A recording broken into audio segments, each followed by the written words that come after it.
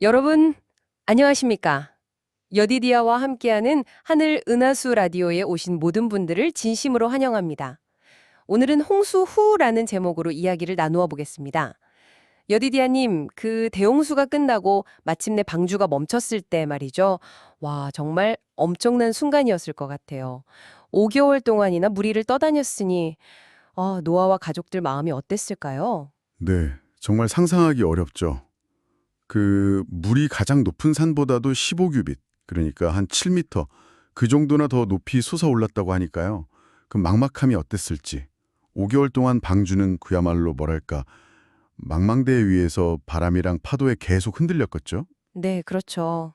때로는 진짜 모든 게 끝났다, 이런 공포감도 느꼈을 수 있지만 기록을 보면 노아는 그래도 하나님의 인도하심을 굳게 믿었던 것 같아요. 마침내 물이 줄어들면서 방주가 하나님께서 예비하신 그 산들 사이 조용한 곳에 딱 멈췄을 때, 아, 안식처예요. 네, 그 안도감이란 정말 이루 말할 수 없었을 겁니다. 그냥 살았다. 이걸 넘어서는 어떤 약속의 성취를 본 순간이었겠죠. 방주문을 바로 연 게 아니라 그 땅이 정말 말랐는지 확인하는 과정도 참 인상 깊었어요. 새들을 사용했다고요? 네, 아주 신중했어요. 그 산봉우리들이 보이고 나서도 40일을 더 기다렸다가 창문을 열었죠. 먼저 까마귀를 내보냈는데 까마귀는 물 빠진 곳을 그냥 돌아다니기만 했지 완전히 정착할 상황은 아니었던 것 같고요. 아하. 그래서 7일 뒤에 비둘기를 보냈는데 천엔 쉴 곳이 없어서 그냥 돌아왔어요. 네. 또 7일을 기다려서 다시 보냈더니 저녁 때쯤에 뭘 물고 왔냐면 싱싱한 감람나무 잎사귀를 딱 물고 온 거죠. 와, 감람나무 잎사귀, 그게 진짜 결정적인 신호였겠네요. 그렇죠. 땅이 마르고 이제 새 생명이 시작됐다. 이걸 알리는 아주 기쁜 소식, 희망의 메시지였던 겁니다. 드디어 방주 밖으로 나왔을게요. 기록을 보면 노아가 가장 먼저 한 일이 제단을 쌓은 거더라고요. 뭐 집을 짓거나 그런 게 아니고요. 이게 어떤 의미가 있을까요? 그거 정말 중요한 부분입니다. 노아는 그 구원에 대한 감사, 이걸 제일 먼저 표현하고 싶었던 것 같아요. 정결한 짐승과 새, 그 하나님께서 구별하신 것들로 제사를 드렸죠. 이건 단순히 살았다 하는 감사를 넘어서요. 네. 장차 오실 그리스도에 대한 믿음까지도 보여주는 그런 행위로 해석할 수 있습니다.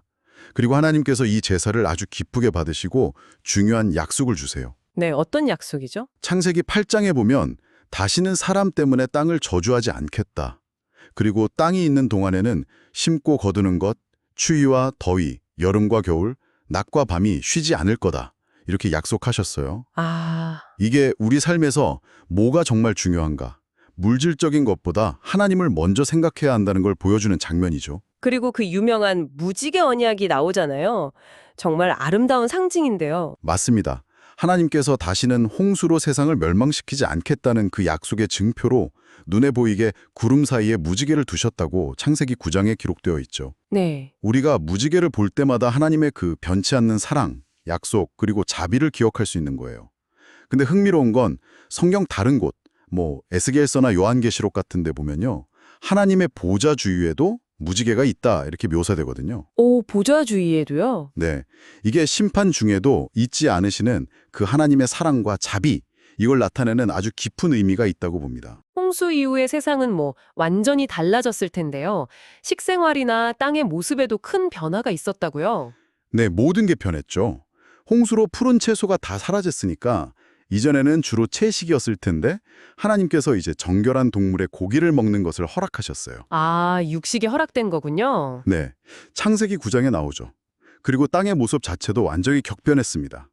이전에 아름답고 완만했던 그런 모습이 아니라 산들은 막 파괴되고 불규칙해졌고요. 또 사람이나 동물의 시체, 그리고 홍수 이전의 금, 은, 보석 같은 것들이 땅속 깊이 묻혔다고 봐요. 네. 이때 묻힌 거대한 숲들이 오늘날 우리가 쓰는 석탄이나 석유가 되었다. 이런 설명도 있고요. 아, 그 땅 속의 석탄과 기름이 현재 지진이나 화산 활동과도 관련이 있다는 해석은 좀 놀라운데요. 네, 그렇게 연결해서 보기도 합니다. 지하의 석탄이나 기름이 어떤 이유로 불이 붙으면 암석을 뜨겁게 만들고 이게 물과 작용해서 엄청난 수증기 압력을 만들어서요.